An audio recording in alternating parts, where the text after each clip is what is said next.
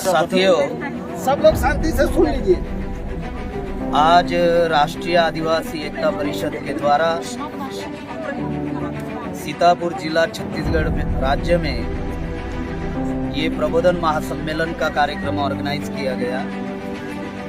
संविधान की आर्टिकल 19 के अंतर्गत जो अधिकार भारत के समस्त नागरिकों को दिया गया, freedom of speech and freedom of expression, ये जो बोलने का अधिकार दिया गया, शांतपूर्ण तरीके से सभा लेने का अधिकार दिया गया, संगठन बनाने का अधिकार दिया गया, लोगों को जगाने का, उनको जोड़ने का अधिकार दिया गया, उस आर्टिकल 19 के अंतर्गत हम लोग सीतापुर में ये स्टेडियम में कार्यक्रम ले रहे थे। उसकी रीतसर जो प्रक्रिया है परमिशन की, वो प्रक्रिया भी हम लोगों ने की, लेकिन समय तक पुलिस प्रशासन के द्वारा, एसडीएम कार्यालय के द्वारा हम लोगों को कार्यक्रम लेना है या नहीं लेना है, इसकी किसी प्रकार से लिखित जानकारी नहीं। ऐसा ही एक कार्यक्रम 4 सितंबर को जशपुर में हम लोगों ने लिया था, राष्ट्रीय आदिवासी एकता परिषद का राज्य अधिवेशन, और उस कार्यक्रम में जो बातें कही गई मेरे द्वारा, उसको तोड़ मोड़ कर मनुवादी ब्राह्मणवादी लोगों ने और खास करके आरएसएस के लोगों ने, और जो आरएसएस संचालित जो जनजाति सुरक्षा मंच है, उनके द्वारा एक झूठी एफआईआर 4 तारीख को 4 सितंबर को जशपुर में की गई। वो झूठी एफआईआर क्या थी? तो वो झूठी एफआईआर में कहा गया कि प्रेम कुमार गेड़ाम जी ने हिंदू के देवी देवताओं पर टिप्पणी की। दूसरा कहा गया कि हिंदुओं के देवी देवताओं पर वो गाली दी गई। साथियों, मैं 2 मिनट में उसका थोड़ा सारांश समझाना चाहता हूँ, ताकि यहाँ पर जो लोग आए उन लोगों को ये बातें समझ में आई कि एक्चुअल क्या मामला है। साथियों, आदिवासी हिंदू नहीं है, ये मैं नहीं कह रहा हूँ, ये हाई कोर्ट और सुप्रीम कोर्ट के 16 जजमेंट है कि आदिवासी हिंदू नहीं है।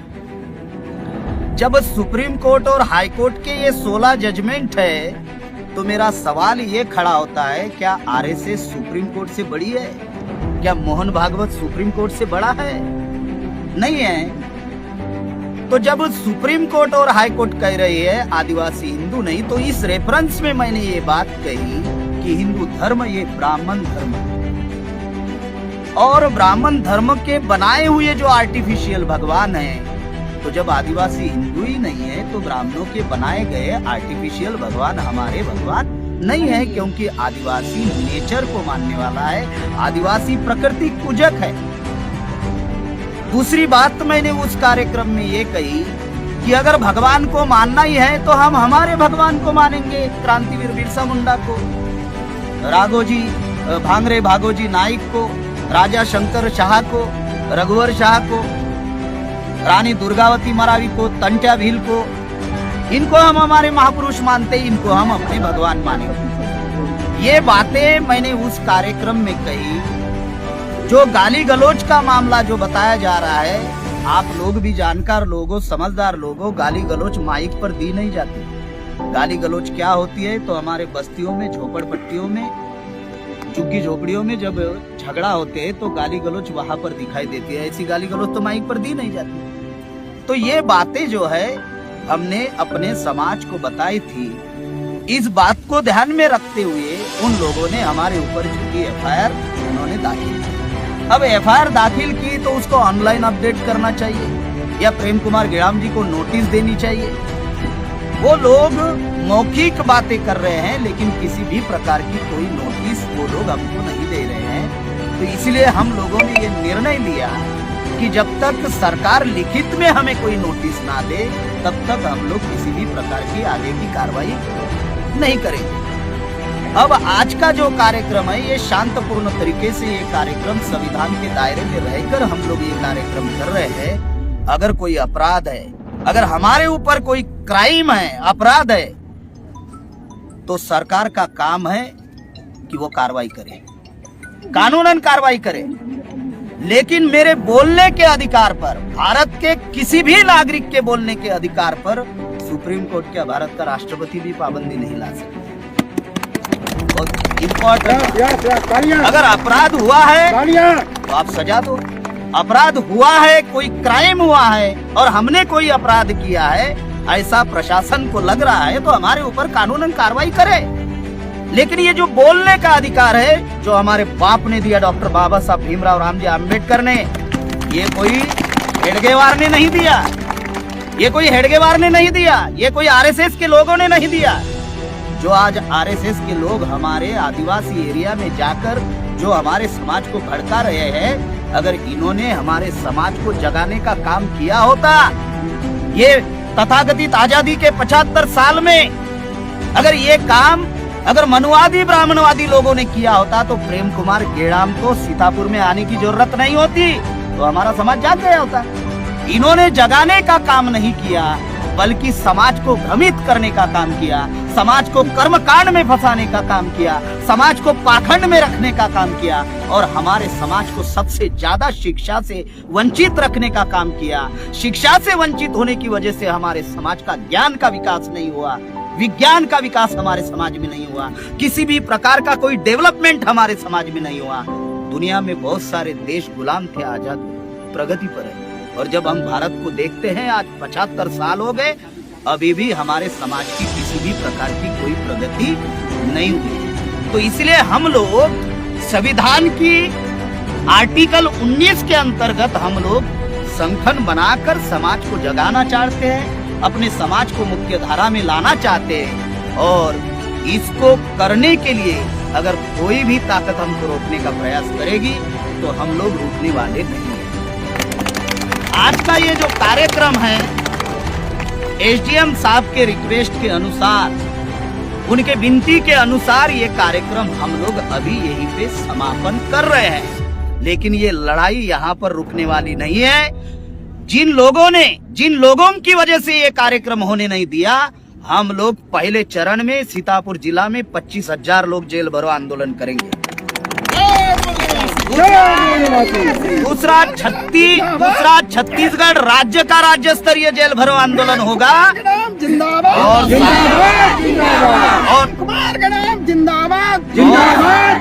और साथियों, जरूरत पड़े तो हम लोग राष्ट्रीय स्तर पर ये राष्ट्रव्यापी जेल भरो आंदोलन करेंगे। यहाँ पर जो भी घटनाएं घटित हुई है वो सारी घटनाएं वाम से भारत मुक्ति मोर्चा के राष्ट्रीय अध्यक्ष मान्यवर वामन मेश्राम साहब के पास पहुंच चुकी है, और बहुत जल्द ही इस घटना को लेकर हम लोग साथियों कोर्ट में जाएंगे। चाहे वो हाई कोर्ट जाना क्यों ना पड़े, सुप्रीम कोर्ट जाना क्यों ना पड़े, हम लोग कोर्ट में जाएंगे। और जिन लोगों ने यहाँ पर लॉ एंड ऑर्डर खतरे में लाने की कोशिश की और दंगा फसाद करने की कोशिश की और शांतपूर्ण तरीके से सभा को उधेड़ने की कोशिश की, उनके विरोध में हम एसडीएम साहब से विनती करते हैं, क्योंकि उनकी विनती को हमने स्वीकारा, कार्यक्रम को हमने समाप्त कर दिया। तो हमारी ये विनती है, हमारी ये रिक्वेस्ट है उनसे कि जिन लोगों ने अराजकता और असामाजिक तत्व वाले लोग यहाँ पर जो दंगा फसाद और कार्यक्रम को उधेड़ने की कोशिश करने की कोशिश की, उनके ऊपर तुरंत आज के आज एफआईआर किया जाए, नहीं तो हम देश भर में एक बहुत बड़ा आंदोलन हम लोग करने की कोशिश करेंगे। ये कोई ऐरो गैरो नत्तो खैरो का संगठन नहीं है, ये राष्ट्रीय आदिवासी एकता परिषद, ये वाम से भारत मुक्ति मोर्चा की ऑफशूट विंग है। 31 राज्य, 567 जिला, करीबन 4000 तहसील, 22,000 ब्लॉक और 1.5 लाख गांव का संगठन है। हमने झांकी 6 अक्टूबर को नागपुर में दिखाई है। अगर इनको पिक्चर दिखाना है तो 2024 में हम लोग पिक्चर भी दिखाएंगे, और जिन लोगों ने ये कृत्य किया 2024 में हम लोग जरूर इनको सबक सिखाएंगे। और साथियों, आप सब लोग जो यहाँ पर आए, शांतपूर्ण तरीके से हम लोग आए। अब शांतपूर्ण तरीके से हम लोगों को अपने अपने घर वापस जाना है, सुरक्षित अपने अपने घर वापस जाना है। हम लोग अभी राष्ट्रीय स्तर पर अभी इस घटना को लेकर जो भी निर्णय आएगा राष्ट्रीय अध्यक्ष जी के द्वारा, उस निर्णय के ऊपर हम लोग सारे लोग अमल करेंगे। आप लोग सभी क्रांतिकारी लोग यहाँ पर आए, ये भी आज दिन ऐतिहासिक दिन है, और हम लोगों का भी इतिहास आने वाले दिनों में स्वर्ण पन्नों में लिखा जाए। ये ऐतिहासिक दिन है और इस ऐतिहासिक दिन पर सभी क्रांतिकारियों का मैं फिर से अभिनंदन करता हूं और सबको मैं जय मूल निवासी, जय जोहार, जय आदिवासी।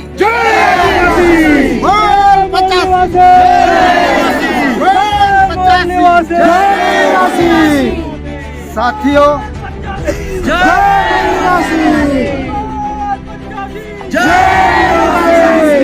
आप सभी लोगों से मेरी विनती है, एक मिनट शांत रहिएगा, एक मिनट शांत रहिएगा। आप सभी लोग उपस्थित, जितने भी माता बहनें उपस्थित हैं, उन सभी लोगों से हमारी विनती है, अर्जी है कि संगठन की ओर से जब भी जेल भरो आंदोलन की घोषणा की जाएगी और आप सभी लोगों को आह्वान किया जाएगा, तो क्या आप लोग भारी तादाद में जेल भरने के लिए आएंगे कि नहीं आएंगे? जय मूल निवासी, जय आदिवासी, जय भारत। साथियों, आप सभी को पुनः मैं आज के इस कार्यक्रम में आने के लिए धन्यवाद अदा करता हूं। साथियों, इस कार्यक्रम को, इस आंदोलन को आगे बढ़ाना है कि नहीं बढ़ाना है? तन मन धन बुद्धि हुनर पैसा, इस कार्यक्रम को आगे बढ़ाने के लिए जरूरत है। क्या आप लोग इस काम को करेंगे?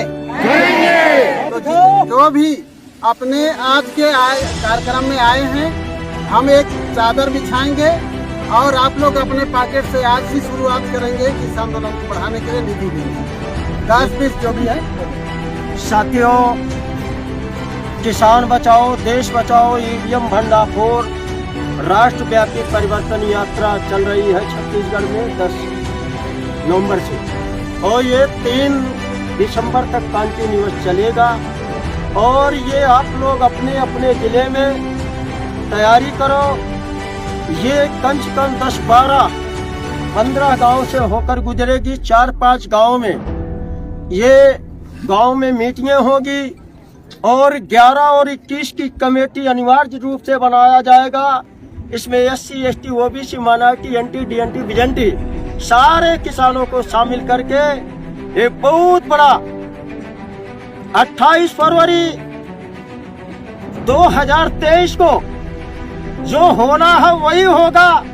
ना हम रोड जाम करेंगे, ना हम ट्रेन रोकेंगे, लेकिन हम किसान अन्न पैदा करते हैं, सारा चीज पैदा करते हैं, उत्पादन के जनक है। जो 543 लोकसभा के मेंबर ईवीएम से चुने गए हैं, वो ईवीएम मशीन हटाने का कानून लाने का तो लाए कानून और हटाने का नहीं बना रहे हैं।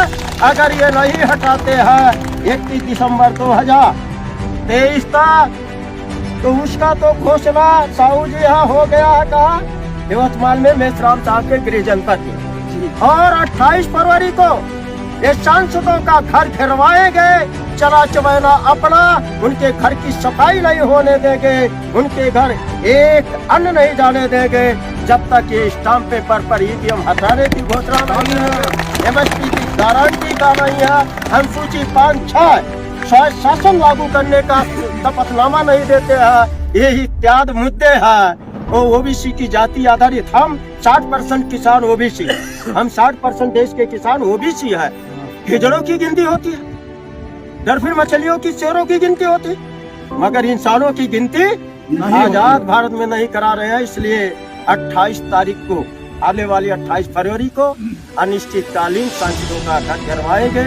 ना रहेगा बात, ना बजेगी बांसुरी। इसके लिए हर गाँव में किसान मोर्चा मुझे मुट्ठी भर अनाज एवं समय दो, हम तुम्हें 90% भूमि एवं संपूर्ण आजादी देंगे। इन जालिमों से जमीन छिनवा लेंगे। ये हमारा है अमूल्य निवासी। हर परिवार से एक एक मुट्ठी, एक कार्यक्रम में आपको चावल गेहूं जो भी पैदा करते हो देना चाहिए, नहीं देना चाहिए? ये महिलाएं तैयार है अपने घर से एक एक मुट्ठी चावल पर डे निकालने के लिए तैयार। बिरला, अडानी, अंबानी, UPA, NDA, कांग्रेस, भाजपा, इनके जो UPA, NDA के दलाल भड़ुए हैं, उनको एक मुट्ठी अनाज के ढेर में दाब देंगे, कभी भी आपको गुलाम नहीं बनाएंगे। वोट 85, 1 रुपए में आजादी, महंगाई हो गया, चादर बिछा, साथियों, ये प्रेम गंगाराम जी साक्षी हैं। अहमदाबाद में 17 अगस्त को 2019 में चादर बिछाया गया था मेरे द्वारा। ये 28,000 रुपये चादर पर आया था। यूनिटी ने 10,000 दिया था। दूसरे कार्यक्रम में उसी दिन रात में चादर बिछाया 44,000 रुपया था। 72,000 आया। तो ये हमारे लोग कमजोर नहीं है। बोल 85 1 रुपया में आजादी। जो भी जिसका समर्थ है 101 रुपया